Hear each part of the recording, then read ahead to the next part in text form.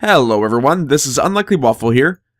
Welcome back to Survival Life, my Minecraft tutorial series. This is episode 19, and as you can see here, we are surrounded by a lot of water, which for us today is really good. Below me here, you can see that large blue spot right here in between the dirt and the sand and the gravel. That is clay. That is what we are going to be doing today, so let's get started. Whoa. You can harvest clay using just about anything that you want. Any tool, your sword, your pickaxe, but the best one is a shovel. When you go to dig a block of clay out of the water bed that it is resting in, it gives you back 4 balls of clay for every block that you break. However, if you don't want to get the clay balls themselves, then you can actually use a silk touch tool to get the block. That way, it takes up about a quarter of the space of your inventory, and it's a bit more efficient in case you want to eventually stain it and make a large structure out of those blocks of clay. We'll get around to that in a little while though.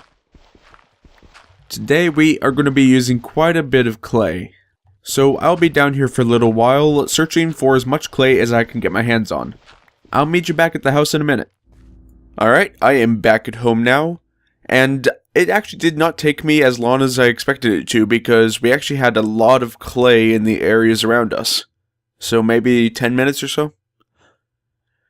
And if you're like me and your silk touch shovel broke and all you could collect was balls of clay, then that is no problem because balls of clay can actually be crafted into regular blocks of clay simply by putting in a 2x2 square like this.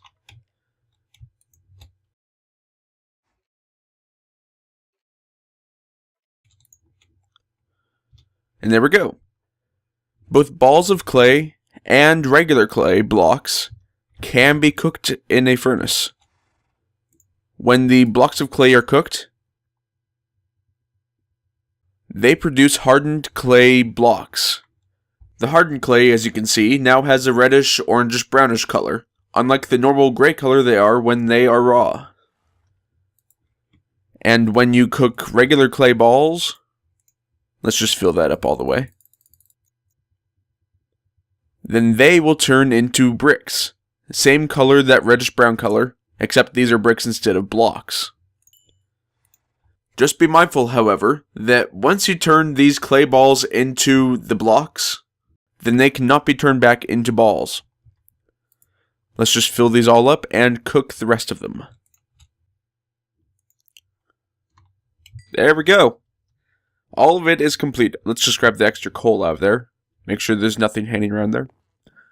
Alright, so let's sleep real quick. And then we will be talking about the hardened blocks first. What you can do with those. They're actually pretty useful for when you are building different structures. They're a lot different looking already from all the other ones like stone or wood or anything like that. But you can also dye them just as easily as you would wool. The way that you dye this clay is simply by putting one dye, let's go for white stained clay first, and surrounding it on all sides with 8 blocks of hardened clay. And that gets you 8 stained clay. This one in particular obviously is white. Let's do that for all these colors here.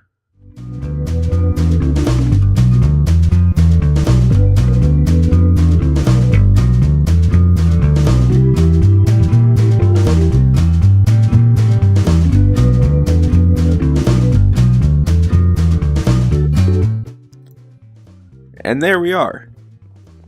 Let's just stick all of this other stuff up in the inventory, so that way we have room on our hotbar. Alright, I'm just going to put these stained clay pieces next to their colored wool counterparts.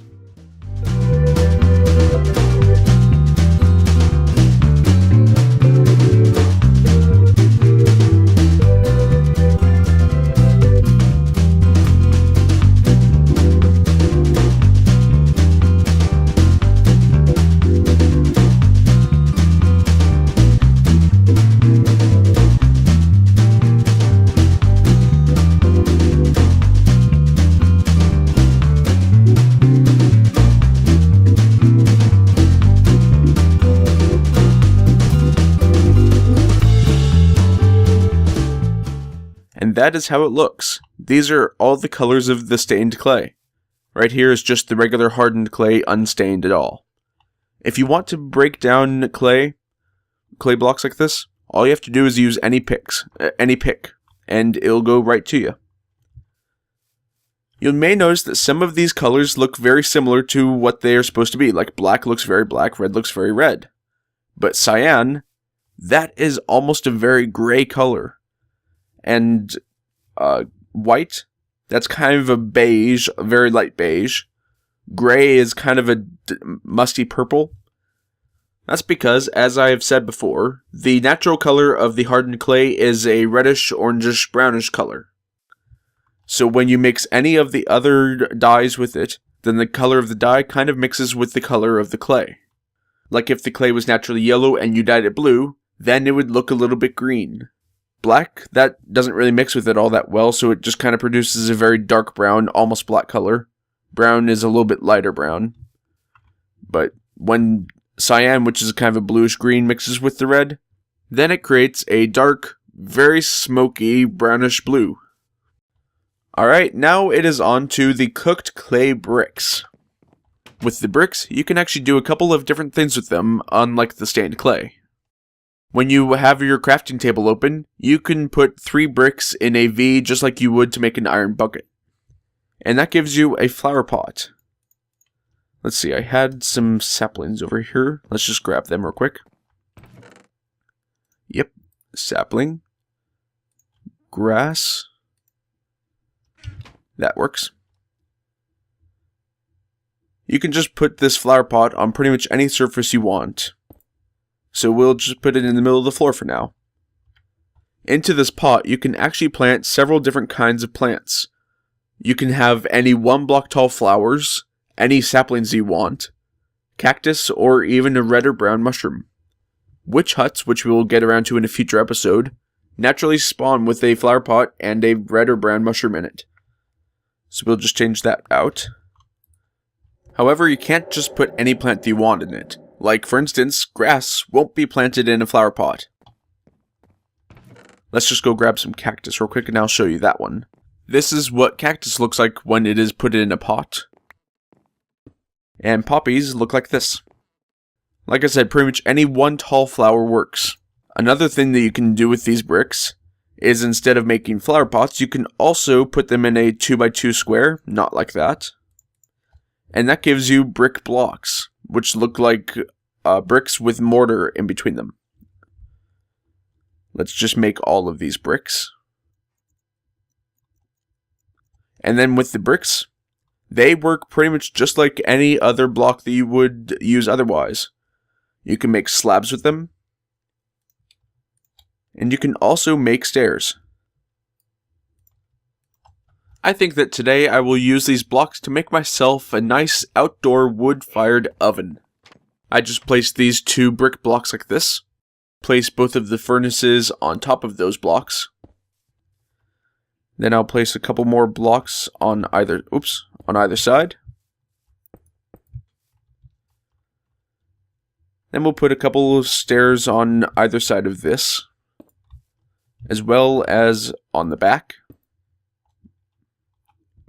Break that down with just a normal pick. Then we'll make a couple of slabs and stick them up here. Then we can climb on top of this and put down a few blocks on top of each other for a chimney for this oven.